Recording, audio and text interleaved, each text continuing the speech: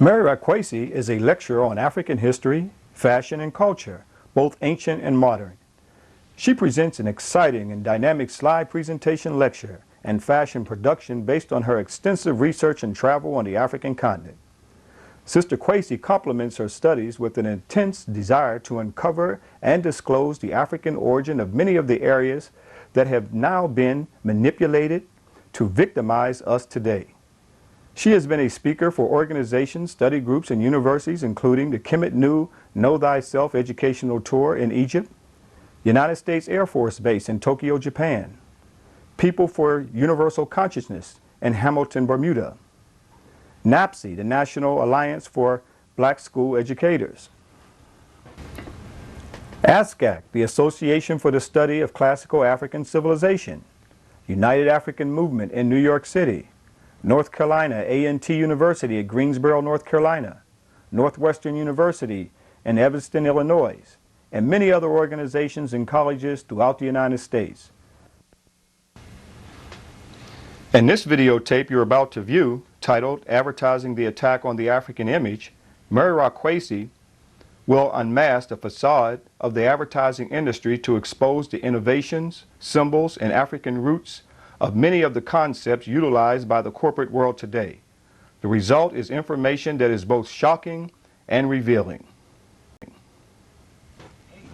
Viewers 503, this is Rhythm 102.3 KJLH. The front page, your early morning communications drum for all of Southern California, is now wide open.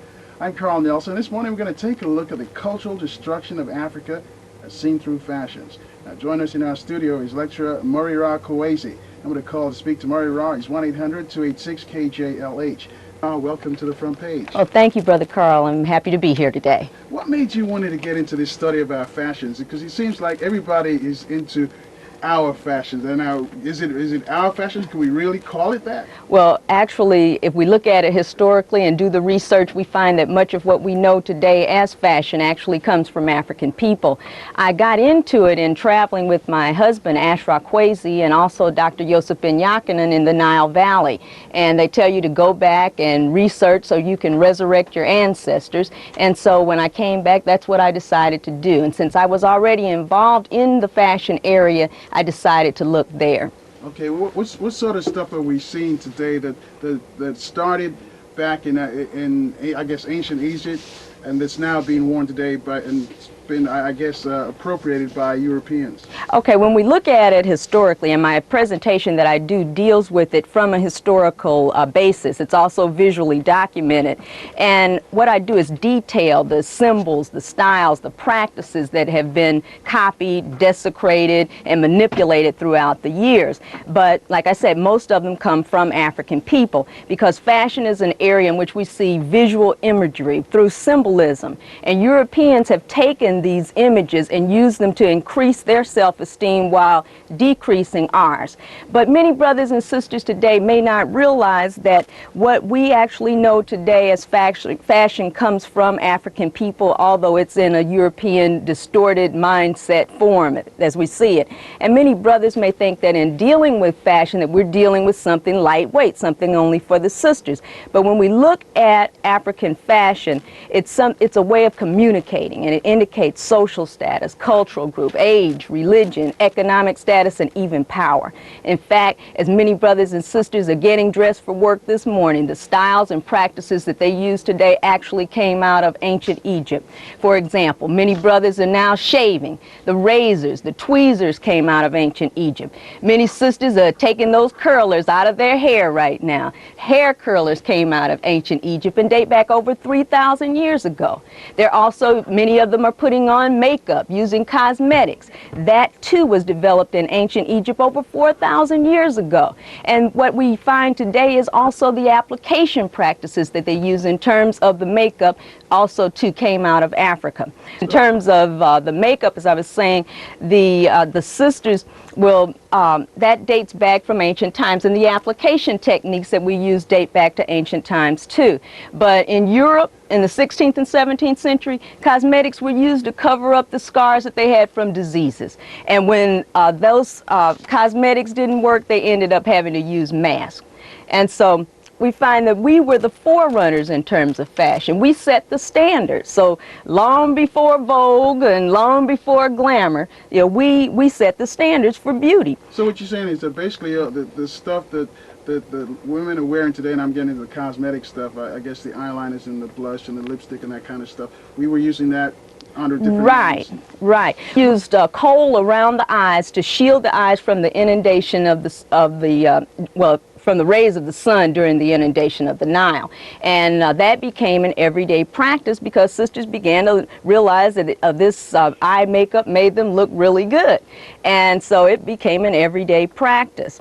Another thing, and I call this the most revolutionary step that you can make every day, the underpants came from us. And many brothers and sisters, as they're getting ready, they're stepping into their underpants right now. And that too goes back to ancient Egypt, because I have a terracotta figure from Edfu in Egypt dating back over 3,000 years ago showing the underpants. But in Europe, most Europeans did not even wear underpants until the 18th century. So while we were wearing them over 3,000 years ago, they didn't even wear them 300 years ago. Well, why are African garments so popular now amongst the Europeans? Because they're looking at it as a fad. And what Europeans do, they look into the areas in which they can make money. And we have become an international commodity. They take a look at what we're doing, what we're wearing, then they copy it and they wear it too. You go to Japan and they all try to get that funky hip-hop look that started here as well. Right. Is that an extension of what's going on all over Europe? Yes, and in fact, I have some information from the Chicago Sun-Times. Everybody's getting into the act on this, and the Chicago Apparel Center is opened what they call an Afrique boutique, and they gearing the merchandise to what they call the $282 billion group. And they say that it's not a politically correct move on retailers' part, it's big business. Recent census figures show that non-whites make up 1/4 of the U.S. population, and that number is expected to grow. And with everyone from Spiegel's black targeted E-style catalog to McCall's patterns jumping on the Afrocentric bandwagon, stores have discovered that only one color matters, and that's green. 10 minutes after 5 o'clock, 1-800-286-KJLH, number to call to speak to Merira. This is a fascinating topic about fashions that I guess that, another thing that I guess we started, and we really didn't know that we started it. Mm-hmm. That's right. And then we lost it, just so much like pieces of our culture and music, and then other folks said they started it. They probably did, because we don't know. Right. Well, see, the thing is that we see our fashion around us every day. And sister, I want to ask a question, Yes. real quick, about the this issue of like the Kente cloth. I was down at Sanko and Kmart, and I'm seeing a resurgence of all this Kente cloth. Could you explain where the Kente cloth came from and what it means? Okay, much of what we see in the mass merchandiser department stores is not the real Kente cloth. Now, the Kente cloth is a woven type of fabric that it results from using silk fibers on horizontal looms. That which we see in the mass merchandiser department stores is actually a printed cloth. And what has happened is that they're trying to jump on the bandwagon with this. But Kente cloth, the real Kente cloth, comes from Ghana. And there's a book called Introduction to Kente. I can't remember the author on that one, but they describe the process used in the creation of the Kente. Now, at one time, that was woven for the royalty or the very rich, and the rejects were thrown out to the market. An elder in Kumasi, in this book that I'm talking about, mentioned that first the Europeans came in and they took the black men, women, and children. And then they came back in to come back for the natural resources, the tobacco, cocoa. And he said, and now they're coming in for the only thing that we have left, our Kente. And they're trying to capitalize on it all.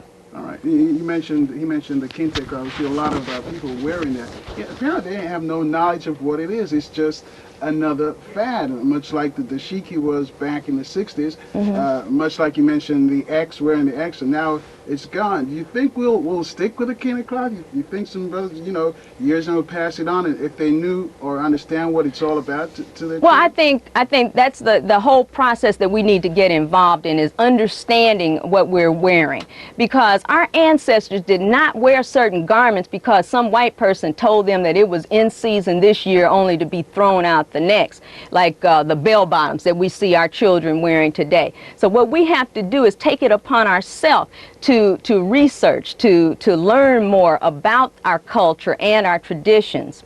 And one thing that I wanted to get into is with the Moors. Now, I talked about ancient Egypt, but the Moors were the ones who preserved the Egyptian cultural traditions, which Dr. George G.M. James tells us in A Stolen Legacy. And they brought such things to Europe as the silk and cotton industries.